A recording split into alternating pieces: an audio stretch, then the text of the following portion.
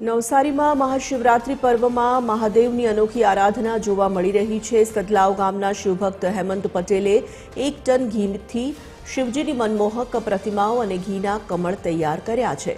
પૌરાણિક માન્યતા મુજબ ઝેરની અગન ઠારવા મહાદેવને ઘીના કમળ અર્પણ કરાય છે। છેલ્લા 41 વર્ષથી હેમંતભાઈ આ સેવા આપે છે। આ વર્ષે તેમણે 27 પ્રતિમાઓ અને અનેક શિવલિંગ બનાવ્યા છે, જે ગુજરાત અને મહારાષ્ટ્રના વિવિધ મંદિરોમાં મોકલવામાં આવશે।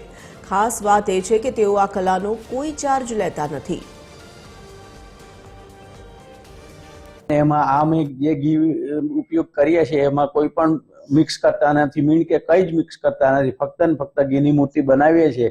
અને અમે આ વર્ષે કે દર વર્ષે જેમ પેઇન્ટ કરતે છે, હવે જેમ લોકોની માંગ વધે તેમ તેમ અમે એવું પ્રયત્ન કર્યા કરીએ। મહાદેવજીની ખૂબ પ્રેરણા છે કે હું આ વર્ષે તંદુરસ્તી તબિયત હતી છતાં મને એવું લાગતું હતું કે હું આટલી બધી મૂર્તિ નહીં બનાવી શકીશ, પણ એકલા હાથે મેં આ બધી મૂર્તિ બનાવી છે।